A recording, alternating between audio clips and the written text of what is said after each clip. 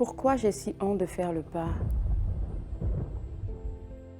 Pourquoi j'ai si peur que quelqu'un me voie? Est-ce que je vais oser dire à mes proches que je vois un thérapeute? Non. Ils vont sûrement se moquer de moi. Et puis merde, il s'agit de moi et de mon bien-être. Je ferai tout ce qu'il faut pour me sentir mieux. Et même si je suis la seule personne de mon entourage qui fait une thérapie, ce n'est pas grave. L'un des mantras qui guide ma vie professionnelle est guérir pour mission, les médias pour passion.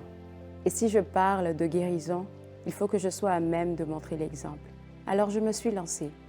Je me suis lancée dans une thérapie, ma thérapie, et je vous la livre avec liberté. Mon objectif est que toi aussi, tu puisses avoir le courage de te libérer comme moi, je l'ai fait. N'oublie pas que la parole libère et je sais poser les bonnes questions pour t'aider à y arriver. C'est mon travail. Pour l'heure, allons-y pour cette série de guérisons collectives. Celles qui ne savaient pas où aller, Guérison collective, un projet que j'ai voulu partager avec vous en toute vulnérabilité. Ça a été cinq émissions, 5 capsules vidéo avec un thérapeute, Bouma Maïcha, qui a accepté de m'accompagner pour m'accompagner dans ce processus de guérison, je dirais, qui n'a pas été facile. Vous m'avez vu chialer, sûrement.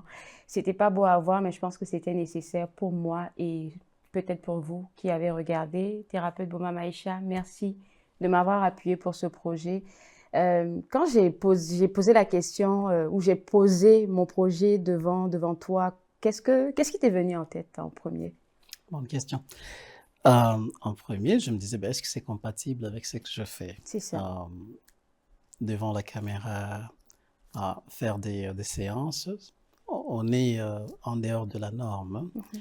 Mais je me suis dit, il y a un message à À passer, passer, ouais. il y a un consentement que ça va se passer comme cela, et donc je peux contribuer. Donc, je me suis senti appelé à contribuer à passer ce message. Mhm. Parce que je crois que la question de santé mentale, parfois, ce qui fait défaut, c'est l'absence ou le manque de connaissances. Et en faisant des projets comme ça, on informe le public, on informe des communautés et ça peut encourager plusieurs personnes à aller se trouver de l'aide.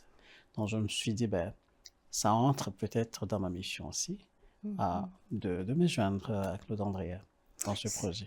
Merci encore. Et puis, c'est exactement ce pourquoi j'ai voulu faire ce projet d'émission sur la santé mentale. C'est pour lever un peu les tabous, surtout dans nos communautés afro. Je sais que c'est pas seulement les communautés afro qui essaient de mettre la santé mentale d'un bord, mais je veux vraiment me focus sur nos communautés afro qui ont vraiment besoin de reconnaître que c'est important de se faire accompagner. Donc, ma question pour toi, Bouma, c'est de savoir pourquoi tu penses que dans nos communautés afro, parler de thérapie, c'est tabou, ou parler de thérapie, c'est un peu comme qu'est-ce que tu veux dire en fait?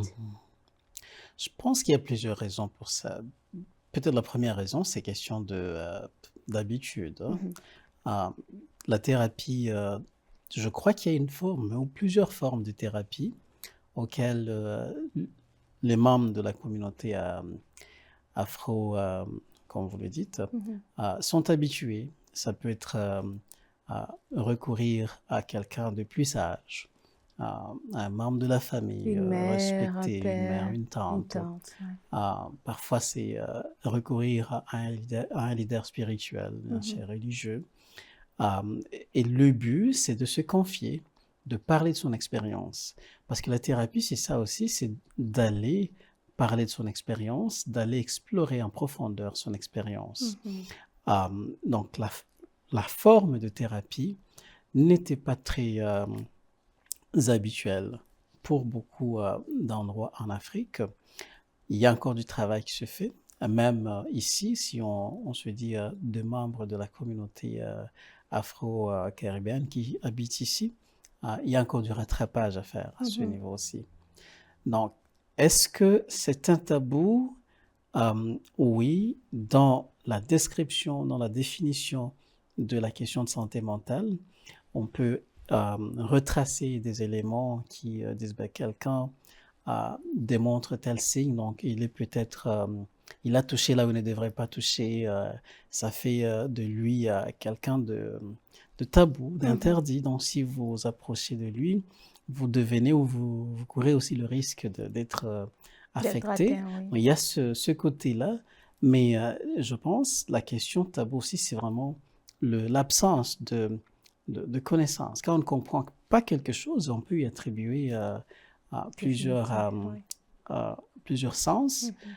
Et encore une fois, de la pertinence de projets comme celui-ci qui lève le voile sur la question euh, de santé mentale pour les membres de la communauté. Voilà. Avant de rentrer dans tout ce qu'on a pu vivre ensemble comme expérience durant ces 5 épisodes-là, tu as ouvert une porte que j'aimerais qu'on puisse explorer ensemble. Tu as parlé de la religion. Et pour beaucoup de nos communautés, juste parce que j'appartiens à une communauté religieuse, c'est assez suffisant en fait pour, je dirais, prendre soin de ma santé mentale. Oui, la religion, c'est important, mais la religion n'est pas souvent très habilitée à accompagner des personnes qui vivent des problèmes de santé mentale. Et quand on parle de santé mentale, on ne parle pas de maladie mentale, mais s'il y a un problème de santé mentale accru, je pense qu'on peut virer directement à une maladie mentale. Et la religion n'est pas outillés pour accompagner vraiment les personnes qui ont un problème de santé mentale. Alors, comment faire une distinction entre ce contexte religieux-là qui crée souvent un environnement pour nous accompagner et l'utilité d'avoir un thérapeute? Très bonne question. Moi, je vois une relation de complémentarité OK. entre les deux. En tant que thérapeute, moi, je reconnais la valeur d'avoir une ressource spirituelle. Pour certains, c'est la religion. Cette ressource peut fournir des valeurs, fournir de sens, de croyances qui vont accompagner quelqu'un dans des moments difficiles, qui vont renforcer sa résilience dans des moments difficiles, qui vont encourager la personne à ne pas baisser, Fortifier, comme on dit. fortifier, en tout cas dire à la personne, vous n'êtes pas seul. Il y a Dieu qui est avec vous. Donc, ce sont des messages qui renforcent, en tout cas, la partie de la personne qui veut bien aller. Comme vous l'avez dit, quelqu'un de religieux n'est pas forcément formé à faire de la thérapie. Oui. Il y en a qui se font former, et c'est bien, mais ce n'est pas tous. Alors, lorsque la personne n'est pas formée, va s'arrêter à la dimension religion, à la dimension spiritualité, alors que la santé mentale, la spiritualité n'est qu'une des dimensions multiples à explorer là-dedans. On peut parler des relations humaines qui font partie de la santé mentale, de dimensions, des aspects de la santé mentale importants. On peut parler en tout cas de la santé même, physique, des habitudes que la personne a. On peut parler de plusieurs choses, en tout cas, qui entrent dans la définition de ce que serait une santé mentale équilibrée. Et la spiritualité n'est qu'une de ces parties-là. Donc, lorsqu'on va chercher la solution à sa crise, à sa situation, à sa détresse psychologique vers une ressource religieuse, on ne se trompe pas parce que oui, on peut obtenir de l'aide, en tout cas du renforcement, de l'encouragement.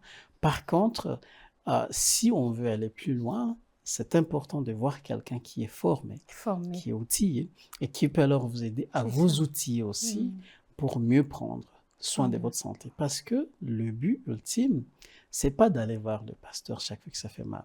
C'est pas d'aller voir le prêtre ou même le thérapeute.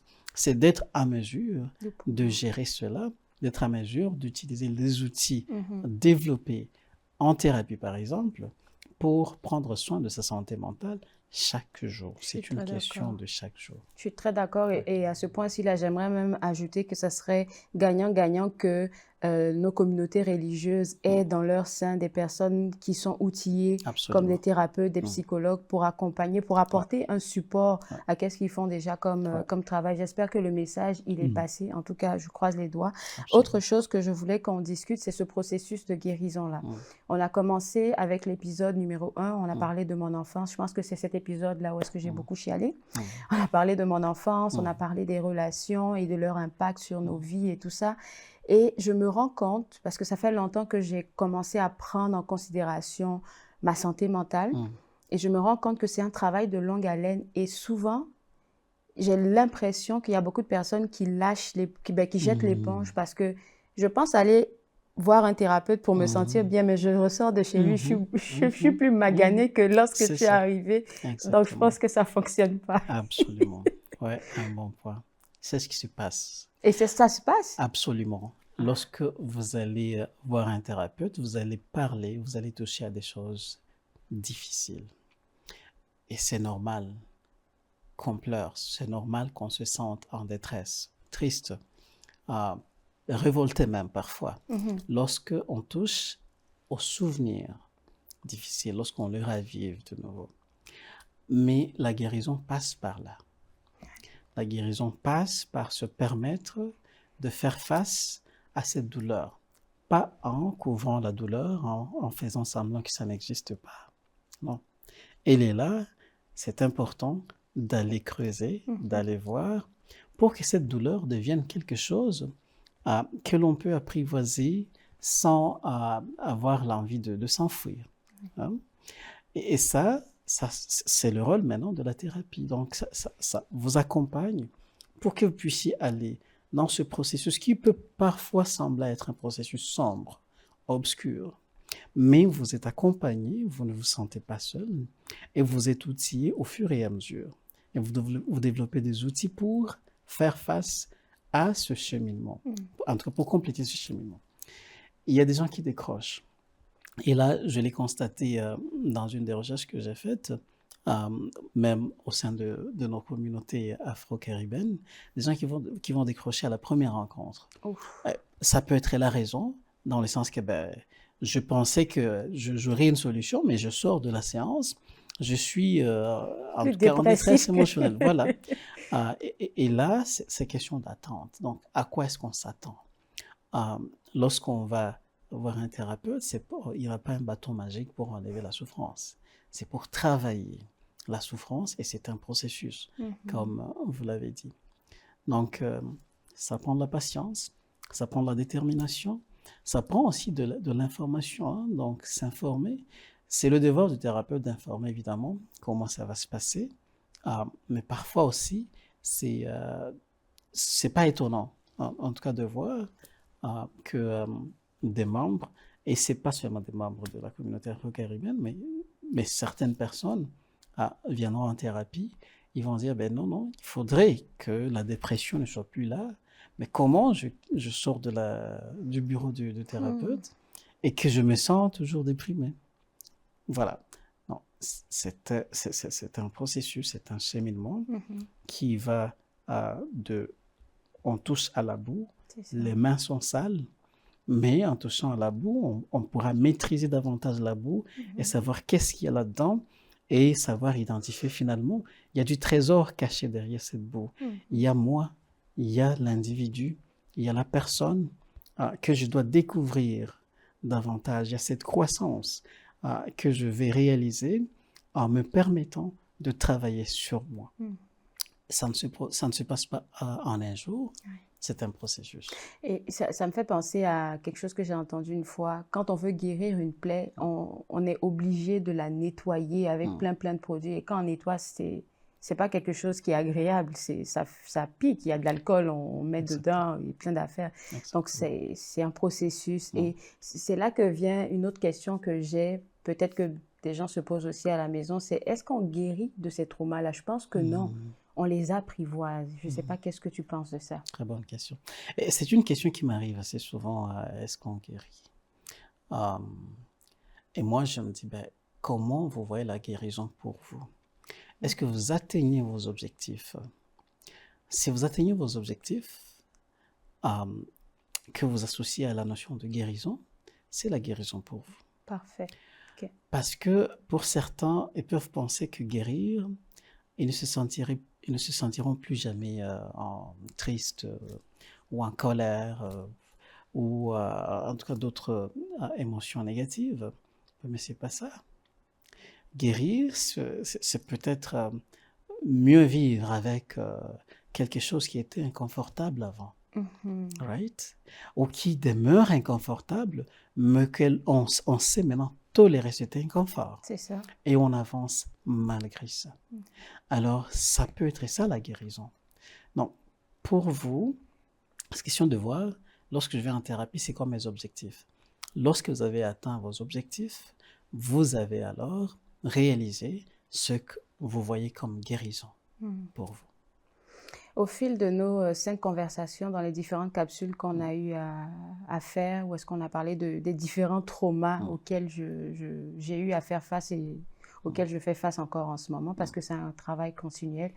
Tout ce que je retiens de ça, c'est qu'il faut vraiment s'accompagner avec beaucoup de douceur, beaucoup de compassion envers soi-même. Et je pense que c'est là que certaines personnes ne sont pas assez outillées, parce qu'on a facilement de la compassion envers autrui, mais envers nous-mêmes, c'est beaucoup plus difficile, et je suis la première, je témoigne. Et là, on peut se poser la question, ben, qu'est-ce qui fait que on puisse être ou démontrer de la compassion envers d'autres personnes et non envers soi? Ça dépend de plusieurs choses. Si on a grandi en se disant que ben, les autres méritent, moi non, écoute, ça serait très facile de dire, ben oui, je peux faire du bien aux autres, mais moi je ne le mérite pas. Je n'ai pas appris, je n'ai pas eu de message, je n'ai pas reçu de message comme quoi moi aussi je mérite. Ok, là, je pense que je suis encore en thérapie. Et ça, c'est un message très ancré chez la personne. Et on est nombreux dans ça, dans cette catégorie des gens qui pensent que, ben, ou au moins qui ont reçu le message que toi, tes besoins, ben, ça ne me regarde pas. Tu vois? Et avec ça, avec un message comme celui-là, on peut aussi apprendre à se tasser et dire, ben, écoute, sois la taf, mais les autres peuvent avoir besoin de toi et tu devrais leur servir. Parfois, c'est aussi un manque de connaissances. On ne sait pas comment prendre soin de soi aussi. L'autre qui nous dit « j'ai besoin de telle chose » a exprimé son besoin et c'est clair pour nous, on va lui rendre service. Parfois, on ne sait pas identifier ses besoins. Pour identifier ses besoins pour soi, c'est un travail de profondeur. Je vais revenir sur la question de colère, par exemple. Lorsqu'on est en colère, il y a quelque chose qui se cache derrière cette colère. Parfois, c'est une peine. Et lorsque on vit une peine, parfois on a besoin que quelqu'un nous serre dans les bras, qu'il nous réconforte. C'est en fait ça le besoin qui est derrière ça. Mais si on ne sait pas creuser, aller en profondeur, on n'ira pas vers quelqu'un dire « Est-ce que tu peux me serrer dans tes bras? J'aimerais ça être réconforté. » Ah, c'est tellement beau ce que tu viens de dire, parce que ce matin même, j'ai juste appelé un ami proche de moi avec qui j'ai toujours de très belles conversations. Je lui ai dit allô, il a dit oui, allô. J'ai dit j'ai juste besoin de parler à quelqu'un. Il a dit ok, vas-y, raconte. Ça c'est un environnement safe dont j'ai besoin, et parce que j'ai identifié mon besoin. J'avais besoin de parler avec quelqu'un, en l'occurrence lui. Oui, je Exactement. Ouais. Donc, être capable d'identifier ce besoin. Et il y a quelque chose que j'ai quand même, je reviens toujours, j'ai appris un élément important pendant nos conversations. Tu as insisté là-dessus, la question de s'écouter. Hein? S'écouter. Parce qu'on saura qu'est-ce qui se passe pour nous lorsqu'on s'écoute, lorsqu'on écoute son corps, lorsqu'on écoute, en tout cas, ses pensées, lorsqu'on écoute son processus interne qu'on peut appeler émotion. Et c'est là qu'on sera expert de soi, et c'est là qu'on prendra mieux soin de soi, et c'est là qu'on peut se dire, écoute, je ne suis pas super homme, super femme, je peux avoir besoin de soutien, que mon ami me soutienne, et c'est normal. Donc, je vais faire appel à mon ami. Ouais. Merci beaucoup. Ça a été une très belle conversation. Moi, tout ce que j'ai besoin que tu puisses nous laisser avant de nous quitter, c'est ton adresse courriel. Je pense que ça va apparaître aussi à l'écran, mais ça serait quoi l'adresse ou même le contact pour avoir un rapport avec toi? C'est ça. Donc, je suis en pratique privée. Je fais de la psychothérapie individuelle de couple et familiale. Et les gens me contactent sur le numéro de téléphone 613-325-5785. OK.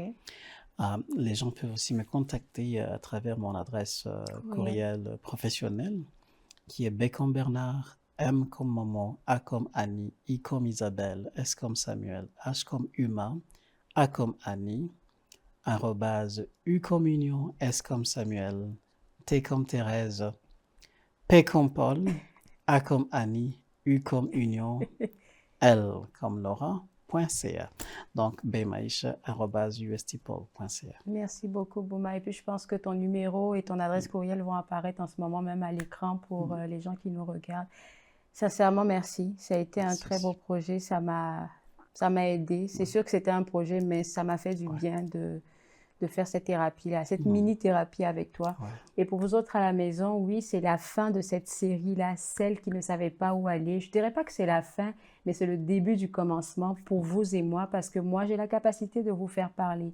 Je suis sûre que lorsque vous êtes en train de me regarder en ce moment, vous avez des histoires à partager au monde. Et je me dis tout le temps qu'on a toujours quelque chose à raconter. Alors, si vous avez une histoire à raconter, si vous avez un partage à faire, peu importe ce que c'est, si vous êtes à l'aise et confortable à le faire avec caméra ou sans caméra, vous pouvez me contacter directement à l'adresse qui s'affiche sur l'écran, donc info Claude AB, si je ne me trompe pas. En tout cas, vous allez avoir l'info là. Vous pouvez m'écrire juste un petit courriel, puis moi, je me ferai le plaisir d'organiser ces émissions afin qu'on puisse partager nos histoires, partager nos processus de guérison pour pouvoir inspirer et aussi encourager d'autres personnes qui vivent les mêmes affaires que nous. Je vous envoie de gros bisous. Continuez votre processus de guérison tout comme moi et on se retrouve très, très, très bientôt. Bye bye.